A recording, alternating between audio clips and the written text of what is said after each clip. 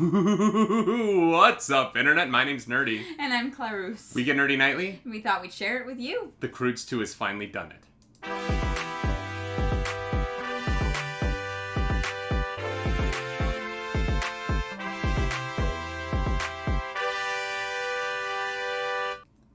That is right. Welcome back to a Monday edition of the Nightly Morning Show, the 91st edition of the Nightly Morning Show, here from the couch in our apartment. How are you doing today, Clarus? Alright. I'm sleepy. Why are you sleepy? I'm always sleepy. That's fair. That's fair. If you're watching this on our YouTube or listening to it on our podcast feed, please know that you can join us live on Twitch Monday through Friday for the next 2 weeks only. And then after that, Monday mornings, where we record this show live. For those of you who did not catch our announcement on Friday, the Nightly Morning Show is going to be going to a weekly format instead of being 5 days a week because we're tired and we just have other stuff that we want to do as well, and the morning show makes that hard. Yeah. And we still want to do it because we love doing it. So yeah, we're going to do it Monday mornings. So the morning show is going to be moving to 10:30 Eastern Standard Time on Mondays, once a week. It's going to be a 90-minute show. And it's going to have more segments, more guests. Doing it 1 day a week is going to be able to open up some cool opportunities for it. So we're very excited for that. Yeah, for sure. And what was I going to say? There was something about it. Good sentence. And that was it. That. You're welcome. You are welcome. Wow. Oh no, I meant to say we're getting to episode 100. We are going. Yes. Yeah. Next Friday is going to be episode 100. Yeah, and then episode 101 will start the new format. Yeah. Very excited about that. This was kind of a big weekend for nerddom. Yes, it was. We had the big drop of this Snyder Cut trailer. And if you want to check out our reaction, our initial thoughts, they're up on the YouTube. But I wanted to ask you, now that you've had a day to digest it, how are you feeling about it? I feel like I need to watch it again. Honestly. Yeah. There was so much in it that I it's a blur, it's a haze. Like we talked obviously in our reaction trailer about it. And as far as trailers go, I think they did a really good job. It definitely made me interested in the movie. I think their only slight downfall is that I don't think the trailer was captivating for people who weren't already invested in the Snyder Cut or in Justice League. But other than that, yeah, I think that the trailer is very interesting. And then, of course, the end was odd. Yeah, I agree with that. I think when I really think about it, I wonder who outside of like the fandom this movie is for. Yeah. You know what I mean? Like, and I say that I'm a huge nerd. I will watch this day one. Like, I love these characters. Yeah. I acknowledge that I am the target demographic for this trailer. Yeah.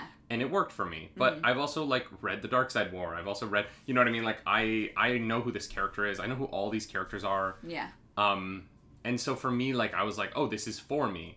When I do step back and think about it, like, oh, if this isn't for me, I don't know who this movie's for. Yeah. Because it's confusing, right? Like, how do you explain to a general audience member who doesn't pay attention to this stuff, oh, no, it is the same movie as the Justice League that did come out, but it's also not because there was a bunch of behind-the-scenes stuff that you don't care about. It is interesting that, like, there's kind of a weird, like, almost marketing dilemma behind that. Yeah. And, you know, it's important to recognize that that's, like, a tough thing to navigate. Yeah. But I think they're doing the best they can. Yeah.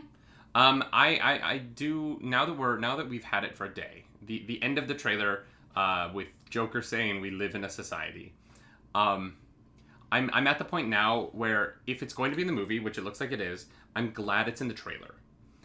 So it doesn't, like, surprise everyone in the movie? Yeah, because it makes me laugh, and now when I see it in the movie, I won't laugh at it, because I'll know it's coming. Whereas, like, if that had been in the movie and not in the trailer, it would have taken me out of the movie completely. I would have been like, oh, really? You threw the meme in there? Yeah. Because there was that petition to get Joaquin Phoenix to say it in the movie The Joker, and that petition got to, like, 60,000 signatures. And obviously, Joaquin Phoenix did not say that line in the Joker movie. Yeah. He didn't end up doing it despite the petition.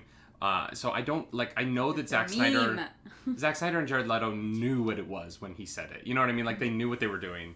And it is a meme, and I'm glad that they got the joke out of the way so that I can, like, take it seriously when I see the film. Yeah. Because I feel like this movie wants to be taken seriously. I don't know why, but it feels like it wants to be taken seriously. I don't know what would give you that impression. But in other movies that you should take seriously, y'all. I can't believe this. So it hasn't reached its ultimate goal. Not its ultimate goal. My ultimate goal for the Croods 2 is that it's going to pass Tenet. It's not quite there yet, but y'all, if you've been following our saga of the Croods, yes, the Croods 2: A New Age has been in theaters now for 12 weeks. But it's been making like $1.8 million a week, and it is always like number 2 at the box office, and everything else falls. Everything else has disappeared. Wonder Woman 1984 came and went.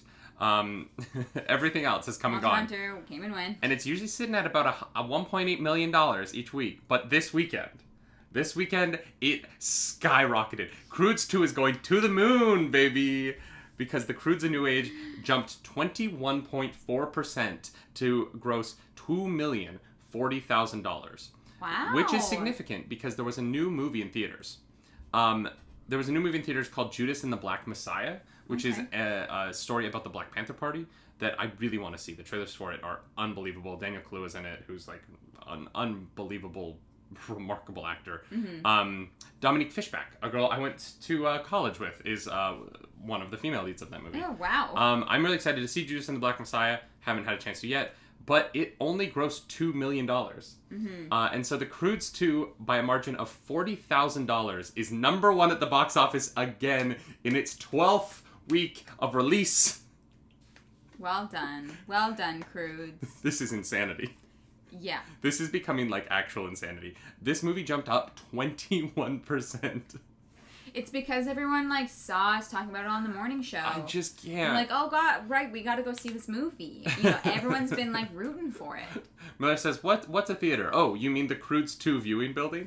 Like, and here's the thing, $2 million, it's not a lot of money. Like, in a normal cycle, this would be a terrible weekend at the box office. Yeah. But it's just so funny that this little animated film from November is still going. Just chugging along, doing its thing.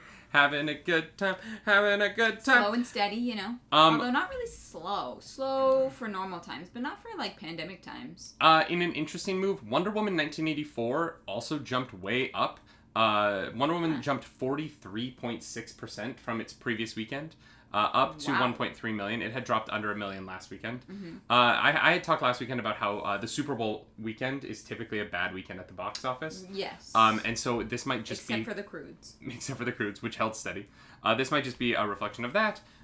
Or interest in Wonder Woman might have been peaked a little bit by the fact that the Snyder Cut trailer was coming out this weekend. Yeah. There was a lot of online chatter about Wonder Woman, about Snyder Cut, DC. about DC, and so that might have driven more people to the box office. Yeah.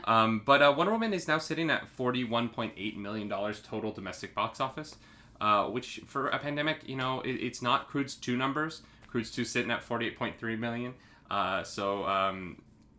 Keep going, baby. You got this. So I'm sure that Barbara is just feeling that jealousy. She's going to turn back into Cheetah, try and take down the Croods. But, oh my God.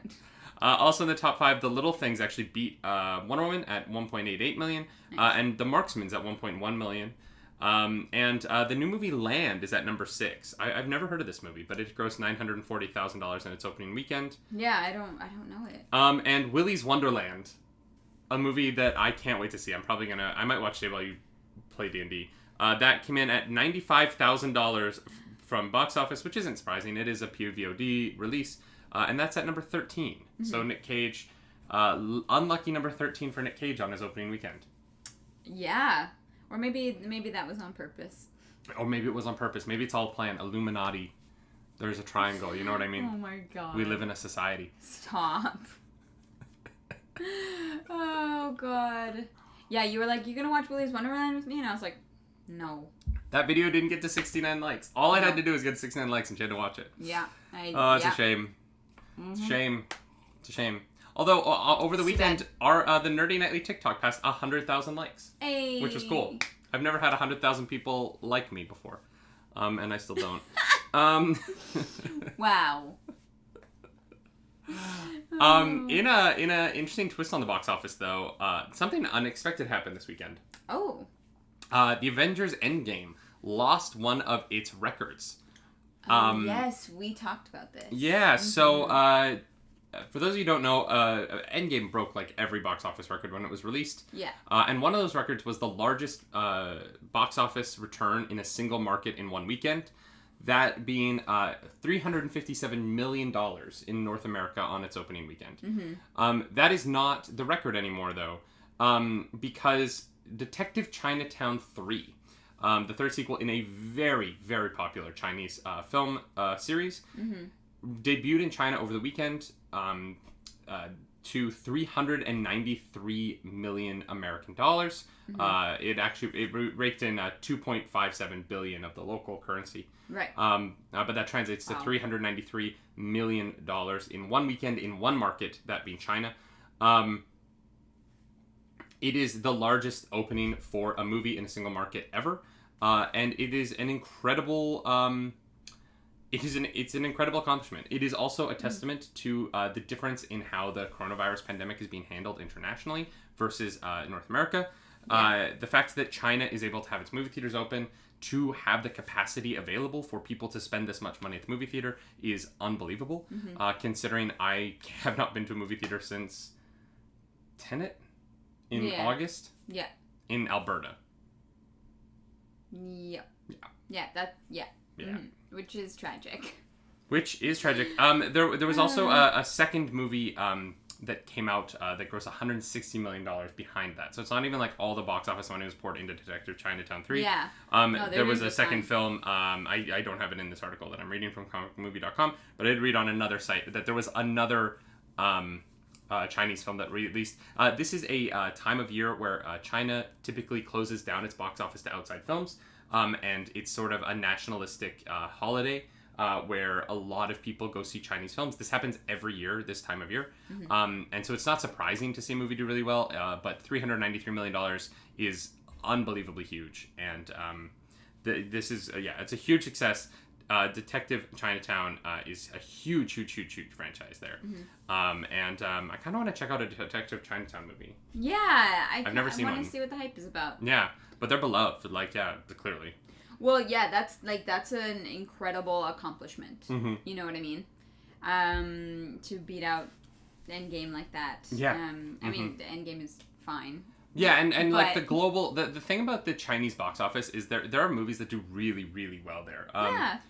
And they blow up. There are movies that make $800-900 million in China alone.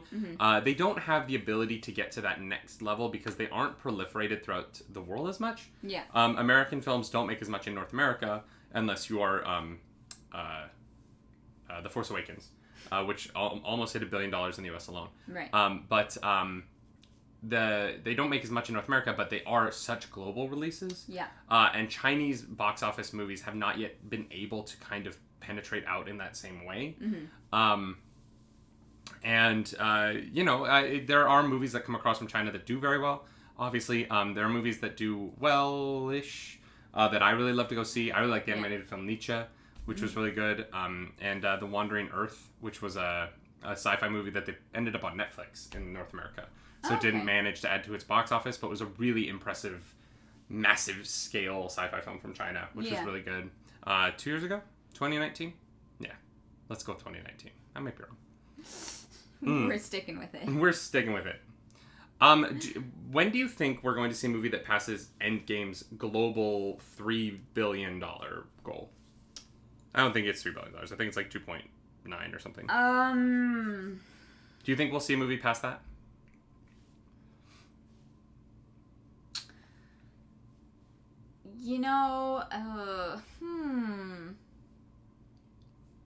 Probably not for another decade. Yeah. If there's something that does pass it, I think that I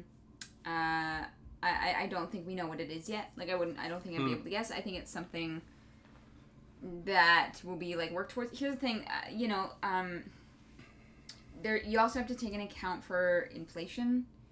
So they made this much money in this year in 20 years, there's going to be another movie that surpasses it, but that's just because money is worth less. Is that like you know what I'm trying to say? Yeah. I think I do. I don't know. I'm curious to see if like the online streaming and stuff. I wonder if a movie will ever be able to pass that, or even come close. I wonder if like the changes to the theatrical model are to the point now where if like you'll never see a movie come close to that again, just because of the way we watch content now. And like, you know, I don't know how you could ever recreate the success of Endgame and get that many people interested in one thing again in the way that like people and like maybe the next Avengers movie has that, you know what I mean? Like maybe the next Avengers movie with you know, the new Avengers movie with Shang-Chi, it's a more the next Avengers movie will be more diverse. Its leading cast will be more diverse. Yeah. So maybe it plays better internationally. But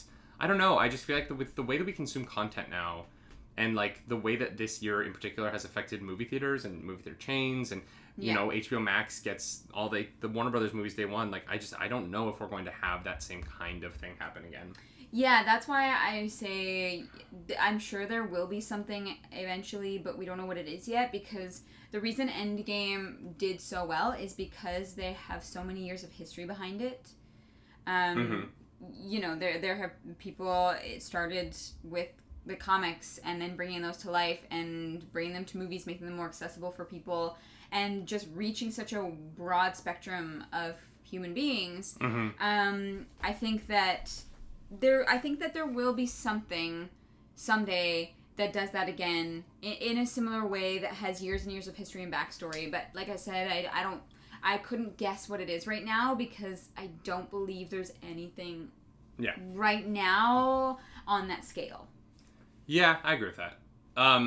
You would have to be something that, like, the only way to beat Endgame at this point would have to be something that plays massively in China, and massively in the United States. Yeah. And just because, you know, the China is the biggest box office in the world now. That's been cemented. Yeah.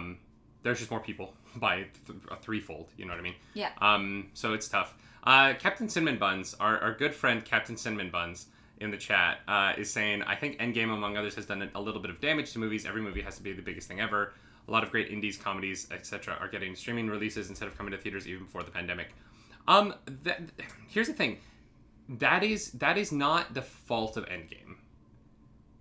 That is and here's why. Like, it's a little bit of like, that's putting the cart before the horse a little bit. Comedies weren't doing well before Endgame. It's not like the Marvel movies that killed off the comedy. We got like the Judd Apatow era of comedies, and they did really well for a long time. And there hasn't been a style of comedy movie that has followed that up. The Judd Apatow era is kind of done. The Knocked Up, the 40-Year-Old Virgin, like that kind of movie comedy doesn't work anymore. And the new kind of comedy right now is a more diverse comedy that doesn't work for everyone. We're not seeing like 4 tentpole comedies coming out right now. We're seeing a lot of like niche comedies for specific groups, and those tend to do better on a streaming service than they do in theaters. You look at a movie like Booksmart, which came out in 2019. It's a brilliant film. It's very funny. It's not for everyone. It's for the people it's for. It's very much for the people it's for. It's just not for everyone. And so it didn't really do well in theaters. The last comedy that really did well in theaters that's a pure comedy is probably Game Night, which is a brilliant, funny, great movie. If you haven't seen Game Night, I highly recommend it. But like, comedies have been struggling at the box office. Romantic comedies started to struggle first, and then they went away, and now they're back on Netflix. And then comedy started to struggle, and then they went away. And I think that part of it is just that we don't want to spend money at the movie theater anymore unless it's a big budget action film. Yeah. Unless there's lots of explosions and it's worth seeing on a large screen. A comedy, like, there's now that we have 50-inch televisions at home, not everyone, obviously, I'm not, but like, you know, now that a lot of people, you have the ability to put one in your home. You can get a 50-inch television for pretty cheap. Like, well, yeah. No, but you can't, like, realistically, if you want one, it might not be like the highest refresh rates, right? But like, you can get a 50-inch television for what it cost to get a 24-inch television 15 years ago. Yeah.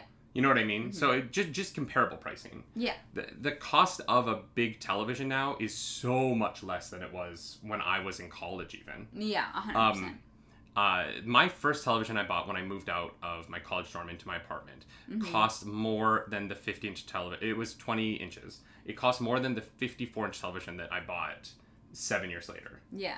You know what I mean? And granted, I bought it on a Black Friday sale. Like, there's other parts of it. But a comedy like Date Night or any big budget comedy, the effect of seeing it at home, the only difference is you don't get to see it with a group. But like the movie isn't any better on a big screen typically. Yeah. Whereas like the Snyder Cut, like we were watching the Snyder Cut trailer yesterday, and I was like, no, I really, this looks majestic. Yeah. I want to see this on the largest screen on Earth. I want you to project it on the side of a mountain. Yeah. You know what I mean? So I don't know. I think that that's a part of it. I think that the access to high def ways of watching things at home actually killed comedies more than Endgame did. Yeah. To counterpoint that as well, though, you know, having streaming services does allow for projects that are more niche to be widely accessible, because they would know, thank you for those biddies, Azerby. I'm going to be playing Ultimate Werewolf on Azerby's channel on Wednesday night. So if you guys want to come see some comedy on the small screen, come check out twitch.tv/Azerby on Wednesday night, and I'll be playing some improv werewolf. That'll be fun. Yeah. I wish my hair was going to be pink for it, but well, we could dye it tomorrow. Well, we'll figure out a way. We're gonna dye my hair pink. I know. It's going to happen. Sorry, what were you going to say? I was saying that that there movies try, if you're going to theater and you want to like reel in like a bunch of people and make a bunch of money, I like sometimes movies can get more generalized or watered down because they want it to be as successful as possible. I think it's nice having streaming services and having movies that don't feel the pressure to be in theaters. They can be more creative and be what they want to be more niche, go for a really focused targeted audience, and not have the pressures of having to like release in theater and meet certain numbers and things like that. They can do what they do and then like sell it to Netflix and then... Well, yeah, and like if you look at it, like there's things that are coming out now that wouldn't come out, right, in theaters. To All the Boys I've Ever Loved Before would never have come out in theaters in this day and age. It would have 15 years ago. Like that movie would have crushed in 2005. But it wouldn't have come out modern times. It just wouldn't have. People aren't making romantic comedies for the big screen right now. But because of the Netflix audience and because of the way that we watch things, To All the Boys I've Ever Loved Before comes out, becomes a massive hit. I've never seen it. I probably won't. You know, it's not really for me, but it is for the people that it is for. Yeah. And the third one, the finishing act of their trilogy just came out this past weekend, and you know, that is for its niche audience, and that's awesome. I love that there's an audience for that, and I love that they're getting the content that they want. And I don't think they would have gotten access to that content in theaters. And so, like, there's this idea that, like, streaming is killing off the, like, 4-quadrant big tentpole films in a way, and it kind of is in a way. But it's also because, like, a lot of those movies used to come out, and they weren't for a lot of people, and people would be disappointed in them because they'd be like, it's fine. I enjoyed it. Yeah. It went boom, boom. Whereas, like, now, like, I feel like people are watching the stuff they want to watch more, which also means that people are turning things off more in the middle of something if they don't like it. Yeah. Yeah, 100%. Which is wild, but that never used to happen. Like, usually you'd stick through things because, like, it was the only thing on Tuesday at 7. Yeah, like, it was on. Even if, you know, you walked out of the room to go get a snack and you didn't care. Like, it was still on. But, yeah, I've done it. I put on something, like, oh my god, Shadowhunters? Calling it out. I was like... Shadowhunters is a guilty pleasure of mine. I know it is. I'm so sorry. I'm aware it's not good, but it is a guilty pleasure of mine. Yeah, I was like, oh, I liked these books. I turned it on and I was like... I like Magnus. Magnus is dope. That's fair. Yeah. No, it's fair. I generally finish movies. There aren't a lot of movies that I've stopped watching in the middle. Yeah. Ang Lee's Hulk. Even if because, like I want to talk about it afterwards. Yeah. You know, like, I want to, like... And I feel like when I invest an hour already into a movie, I'm like, I can't... Yeah. I don't know. But I get that, and I think having that option, you know, is awesome. I like that about the way that entertainment is headed. I also, when I'm watching a movie at home that I don't like and I want to get to the end, I do just start working. Yeah. I pull out my laptop. It's on. I finish it. I know what happened, but I'm on the internet. Yeah. Yeah. Should we move on to the rest of our news stories? Let's do it. The fallout from Gina Carano's comments on Instagram continues as Hasbro is announced that they will not be putting out the 6-inch Black Series and Vintage Collection figures for Cardoon. For those of you who don't know, Hasbro puts out Black Series figures of almost every character in Star Wars. They've done a really good job with these Black Series figures. They are gorgeous action figures, very collectible, and there's going to be a lot of collectors who are going to be very upset to hear this. But they will not be releasing the Cara Dune action figures as they do not want to be associated with the statements that she has made. And in a statement, they said, in light of the recent events, we've... oh, no, wait, never mind. Sorry. Oh, okay. Lucasfilm's statement said... there is no plan for her to be employed by Lucasfilm in the future. Her social media posts denigrating people based on their cultural and religious identities are abhorrent and unacceptable. And so it has been made really clear that they are going to be pulling back. No Cara Dune in the 6-inch Black Series figures. Damn. Yeah, I was surprised to hear this. Do they have them manufactured already? Oh, if there are some manufactured and those get out into the market, they're going to be big price items. Like people are gonna want those. Yeah. Which I don't know. That kind of makes me nervous. I feel like it kind of defeats the point. It's sort of like the Nintendo store in Japan had to issue an apology last week. We didn't talk about this on this show, but they put out a Magnemite plushie, and on Magnemite, the magnets on both sides have a red and a blue end, and the reverse, right? On one end it's red on top, on the other it's blue on top. And they put out a plushie in the Nintendo store that had, I think it was blue on top on both sides. And so they immediately put out an apology. They stopped manufacturing them wrong. And then they said that you can trade yours in for a right one. Mm-hmm. For one that's been corrected. And people are like, no, do not trade it in. Don't. Because the wrong Magnemite plushie, the wrongly manufactured Magnemite plushie is going to be worth so much money in 5 years. Yeah. Collectors will buy that off of you for thousands of dollars because there's probably only a few thousand of them. Yeah. And a bunch of them are going to get ruined or traded in, and the ones that get traded in are going to get recycled. So keep your Pokemon store. Hirovan is correcting me. It's the Pokemon store in Japan. If you're in Japan and you can get me a wrongly manufactured Magnemite plushie, please. Miller, please send it to me. No, I doubt that you'd be able to find one now. But yeah, don't trade it in. That stuff's gonna be worth money. Yeah. Some serious cash. Which is what happens every time they mess something up. Yeah. The mess up is always worth more than the right. Yeah. That the original Harry Potter book that we have with the typo in the list. With the 2 wands? Yeah. Is apparently worth something. The Batman, I think it's called Batman Dark, the comic book where you can see Batman's penis. The original print issues where you can see his penis are worth a lot. I'm sure they are. Because they reissued it without that later. I'm sure they are. Yeah. Wow. Yeah, I mean, this is definitely an interesting and strong move. Yeah. I wouldn't have thought that they would care. Yeah. But, Well, because the series is already out, right? Like, it's not like Gina... It's not like they're going to go back and, CGI Christopher Plummer into the series at this point. Rest in peace. Yeah. But he's also, the go-to for, this... Because of the Kevin Spacey... Yeah, whatever, you guys know. I don't know why I'm explaining that. Captain Marvel 2 is coming. Oh, boy. And it has cast its villain. Newcomer to the scene in that I don't know who she is, but apparently she got acclaim for her performance in the movie Velvet Buzzsaw, which I have not seen. Wait, Velvet Buzzsaw? You mean the movie about the paintings that come to life and kill you? Was that in 2019? I think so.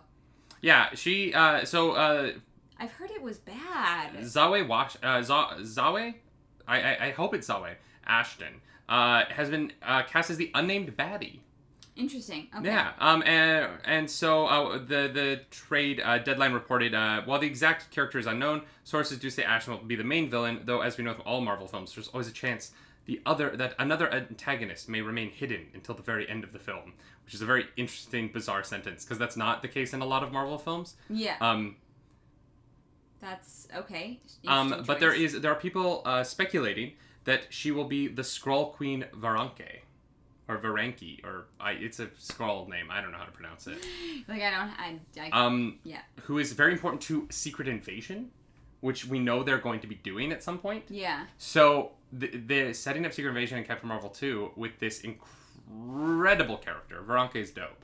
That sounds great. I want it. All right. Interesting. So just small casting bit of news there, but it's cool that Captain Marvel 2 is starting to get going here. We're gonna be getting more news, and they're probably gonna start filming or late this year, or early next year, I think. Mm-hmm.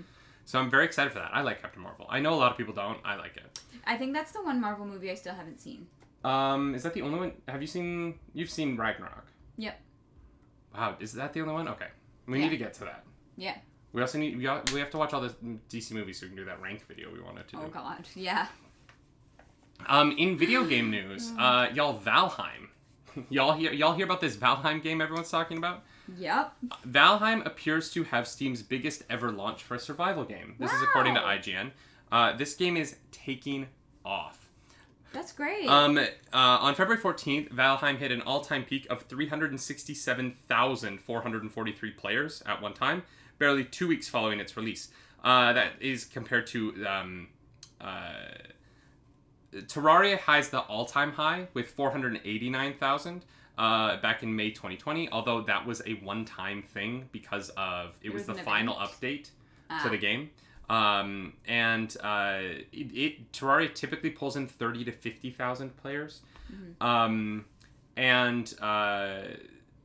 Valheim, its highest peak other than that one in May of 2020 was 159,000, which is half of what Valheim is currently doing. Mm-hmm. Games like Rust and Ark typically have maybe 100,000. Rust, the peak for Rust all time is 245,000 peak continuous players. Okay. So Valheim's doing well. Valheim is crushing it. That's really cool. And it's only in early access. This game isn't even technically out. Yeah. So it is a multiplayer game. I don't know is there a single player option? I don't know. Not sure on that. It is a survival game. I there's nothing that says that you have to play with other people. Yeah, I'm sure you can just. You can be alone in a server. Yeah, that would make sense. I'm gonna be playing Valheim tonight. Scary Daydream and I and Mad Lad Scanny, all from the community. We were going to be playing in the server that we started on Thursday night last week. Yeah. And continuing to work on our little homestead. So I'm very excited about that. It's a really fun game. Valheim's really cool. It looks dope. Like yeah. I really want to play this. I feel like I would really like it. So yeah, I mean we played for like hours and the time was just flying by. It was kind of surprising at how like easy and like just how easy it is. You know, and not easy. Like it's hard. We died a lot. It's hard to figure out. Okay. There's not a lot of tutorials. You kind of have to like figure it out yourself. Okay. But it does the figuring out is fun. Mm-hmm. And finding stone is a pain in the butt. There needs to be more stone. Valheim. There's not enough stone. There's so much wood and there's so much flint, but I don't need flint. I need stone. So just like give me more stone, you know? Sure. Here everyone is saying you can make a private server. Yes, you can make a private server. Yeah, it's a good time. Yeah, we're gonna have to build a little house. Build a little house. Aw, we'll have a little homestead. Yeah. Yeah, the nerdy nightly homestead. But yeah, this game has blown up out of nowhere. Like I didn't even hear about it until like 3 days after its early access launch, and now it's like the only. Yeah. It's the Among Us thing all over again, right? Like it's just like things are just blowing up randomly. It's like the right person gets a hold of it and plays it, like probably on Twitch or something, and it's like everyone's like, I need to get on this game. Yeah. And so to come back to the Nerdy Nightly at 6 p.m. Eastern tonight, if you want to watch me play Valheim with my Franz. My Palm Franz. Yeah. In a last little fun story of the day. Over the weekend, Joe Biden, the 46th President of the United States, if you look at life from a certain perspective, and the 45th President of the United States, if you look at it from another perspective. There's a really weird thing in the United States of America where Grover Cleveland is the 22nd and 24th president of the United States. Oh. Because there was someone who was president in between his terms. Because he won. He was president for 4 years. Then he lost and was not president for 4 years. Then he came back and was president for another 4 years. Now, if you believe that Grover Cleveland can be both the 22nd and 24th president of the United States, then Joe Biden is 46. Which is what is official. However, if you, like me, like John Green, who is the man who brought this to my attention, or many people online who are like, he is still just the 22nd president of the United States. He just happened to be president again later. But he cannot be both the 22nd and the 24th president because he is a single man. Then Joe Biden is actually the 45th president of the United States. Interesting. That's so weird. Yeah. But the news, they all call him 46. I know, but and that did not bug me until I found out about Grover Cleveland, and now it bugs me. Yeah. Because Grover Cleveland is not two people. Yeah, that makes sense. He's a single person. Yeah. That makes sense. Anyway, President Joe Biden beat his granddaughter at Mario Kart over the weekend while playing at Camp David. And I love that's the news. The important part of this story is that Camp David has an arcade, and now I want to be president of the United States so that I get my own personal arcade. That would be pretty bomb. Right? Not gonna lie. Right? That would be great. It's in a post that his granddaughter put on Instagram, which is adorable. He whipped her butt. So good on you, Commander-in-Chief. Well done. Hey, if you can win at Mario Kart, you can do anything. We don't usually talk about political news on this show, but this is the kind of political news we will cover. We like it. It's like when AOC played Among Us on Twitch. You know what I mean? We're like, we have to talk about this. She still hasn't invited me. So rude. It's so rude. We're fellow New Yorkers. We came from we were very close to each other in New York a lot. I'm so sorry. I know. I'm just like, AOC, where's my invite? I want to play Among Us with you. Do you think that if you get imposter and you kill AOC in the game, the Secret Service looks into you just to make sure? No. Do you think that AOC cheats at Among Us by having the Secret Service screen snipe for her? No, I don't. That would be absurd. I love the idea that the Secret Service is peeking in like, ma'am, yes, Nerdy Knightley is the imposter, yeah, you're gonna want to vote him out for your safety. Oh my god, I hate that. That's good. They're just like lurking in all the chats at the same time. Yeah. They all have like a lurk bot account. Oh, what if the lurk bots are the Secret Service? No. They don't have time for that. Yeah, they don't got time for that shit. Not gonna happen. Y'all, that is the news. That is the show. Thank you for being here for another nightly morning show. Our 91st. 91st. I know, we're almost as old as Betty White. Yeah, but that's we look worse. How that works. Oh, man. Y'all, if you enjoyed the show, if you're watching on YouTube, please like the video and please subscribe to the channel. We are at 449 subscribers. We're so close to 450. 450. Yeah. But we're going to get there. Yes, we are. We are going to get there. It's going to happen. And if you're listening to our podcast feed, consider rating this show 5 stars over on the podcast feed. It's easy to do. Give us a little review, and we will read your review live on the show because that's a thing that people with podcasts do. Yeah. So we're going to do the thing. I'm going to be playing Valheim tonight, 6 p.m. Eastern. I know I've said it multiple times, but one last plug, twitch.tv/nerdynightly. Come check it out. I'm going to be playing with Scary Daydream and Mad Lad Scanny. It's going to be a good time. And you... I'm over at twitch.tv/ClarisDracaris. You're streaming tomorrow on a Tuesday. I know. I usually stream on Mondays, but because of the crazy weekend we had, my stream will be tomorrow.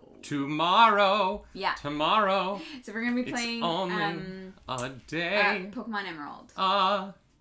Why? Oh, that was beautiful. You're very welcome. That was beautiful. Thank you for that. And as always, my name's Nerdy. And I'm Clarus. Do something nerdy tonight.